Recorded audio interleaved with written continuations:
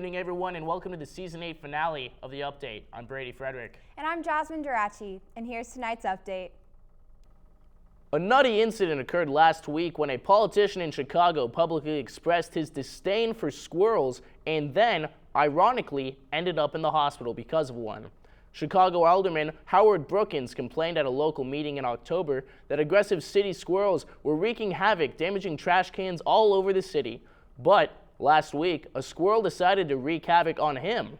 Brookins was riding his bike when a squirrel jumped out in front of him and he got caught in his spokes, causing the politician to flip over his handlebars. Wow, it's almost as if the squirrel was trying to get some kind of revenge. Things ended badly for this poor squirrel, but we applaud him for taking action and standing up for the squirrel community. Rest in peace, little squirrel, and thank you for showing us the true meaning of activism. A graphic designer from Miami Beach actually wants his art to be crappy. The artist, who goes by the pseudonym Alan Adler, has recently been putting Donald Trump's face and notorious quotes from the president-elect on dog poop. The artist takes pictures of his poop art and posts them on a Facebook page called Pieces of Trump. The only problem I have with this is that he uses Comic Sans. We don't expect it to be long before the Donald wants to ban dogs because their poop is starting to hurt his image. Sorry, Trump. Sometimes life stinks. And now for a special end-of-the-season message from one of our correspondents, Andrew Tabac.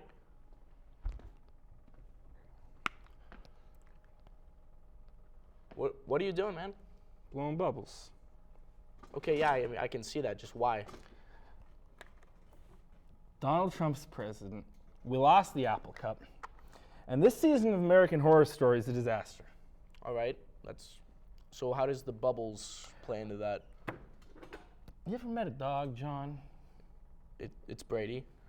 You ever met a dog and when you pet it and he just stares into those eyes, the whole world melts away and your problems vanish into an abyss and all that's left is you and your sweet, sweet spaniel? Okay, I mean, I guess. Well, I don't have a dog, John, because no.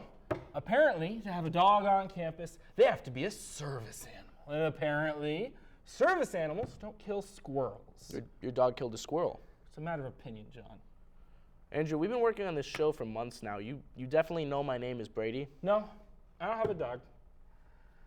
I just have bubbles.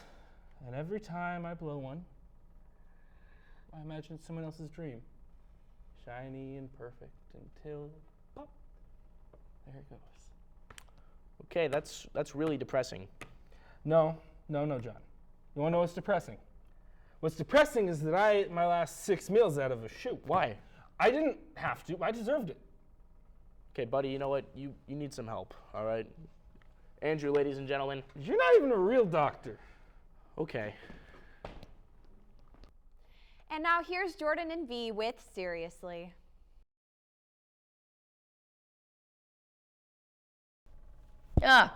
Welcome to this season's final edition of Seriously, the only segment that dares to ask the same question again and again and again.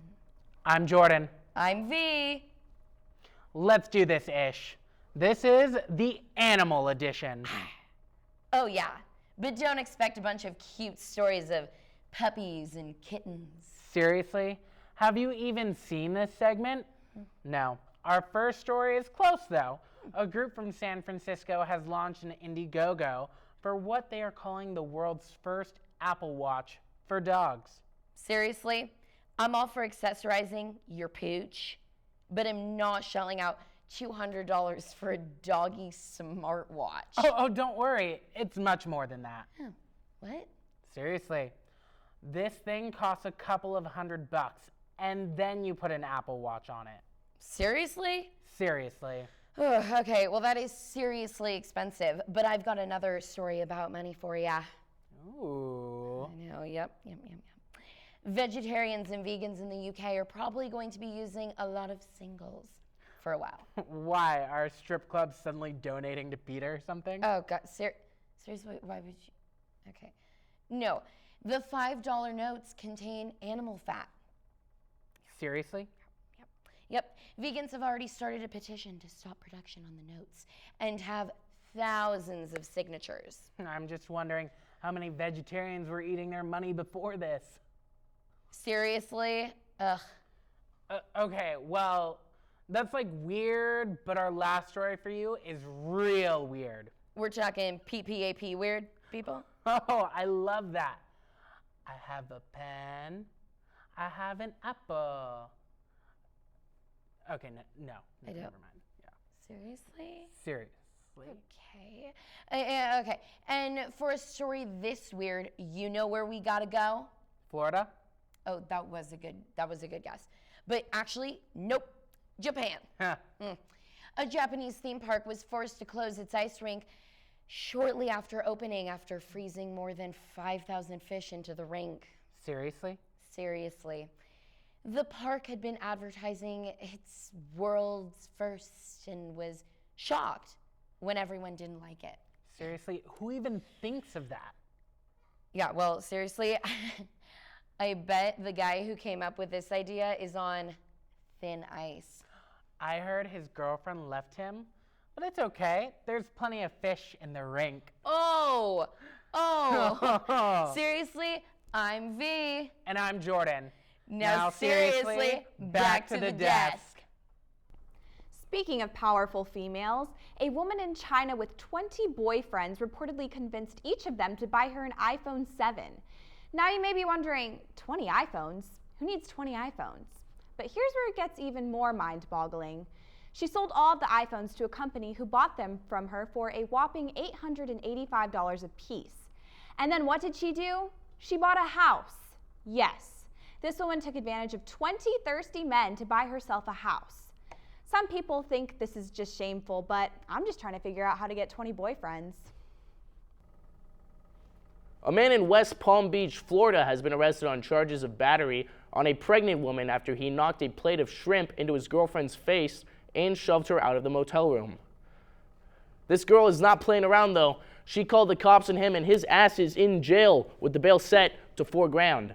Don't mess with their shellfish, dude.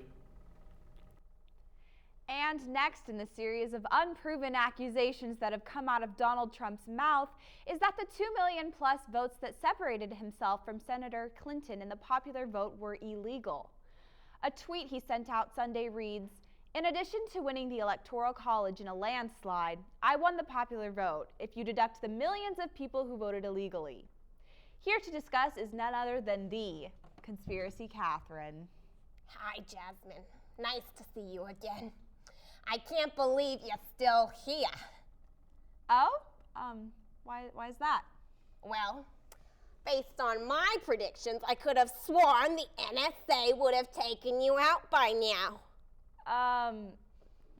For what? Oh, Jasmine. We both know that the update is peddling subliminal messages through these little segments or whatever through the airwaves. All right, sure, Catherine. But let's get back on track. What do you have to say about these millions of illegal votes for Hillary Clinton? Well, I mean, it makes sense, doesn't it? Trump won the Electoral College by a landslide, but lost the popular vote. How in the world does that happen? Well, I mean, it's not that hard. Illegal voters! Well then, so how? How are these votes illegal? Well, sometimes if you go to your polling place, there might be like a rope or something, roping off the voting area.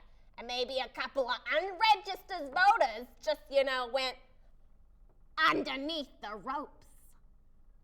So a couple million people across the country slipped underneath ropes and voted like that? Yeah, Jasmine, you see, it is illegal to vote if you're not registered. Yeah, but how? I have another theory. What if some voters have amnesia and they voted, but then forgot and they voted again? 2 million voters have amnesia and somehow got another ballot and voted a second time, and somehow no one noticed and it was counted? Yeah, it's possible. I looked it up. Google says 5.4 million suffers every year from amnesia. It could happen. That's all I'm saying, Jazzy. It could happen. Okay, I think we're just about out of time for you. Conspiracy Catherine, everyone. But not everyone has the cojones to stand up to Trump. A Georgia man remarkably still does not know who won the presidential election. Joe Chandler claims he has avoided finding out the results by not reading newspapers or digital media and wearing headphones and a sign that says, "I don't want to know who won. I don't want to. Please don't tell me," when he goes out in public. He claims his bubble of ignorance is very peaceful. We here at The Update imagine how hard it must be to avoid such information, but we do have one question. Do you have room in that bubble, Joe? And now to help bring in the holiday season, we have our holiday expert, Jim Jingles. Thank you, Jazz. I'm here to talk about the holidays, specifically what you need to know to survive this season. First of all, Christmas is on a Sunday, so I guess God is happy about that, because, Sunday's the day for church or whatever. But, no one really goes to the church on the West Coast. It interferes with us sleeping in. On to the advice.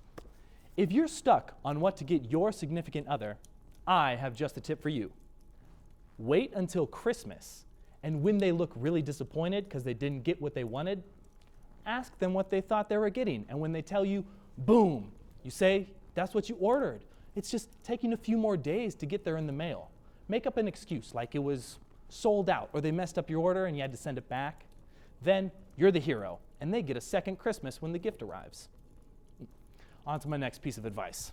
This is for carolers. Just don't do it. It's annoying, going house to house and singing songs at people. All I want for Christmas is for y'all to leave me alone. Stand in a park or go to a mall and sing.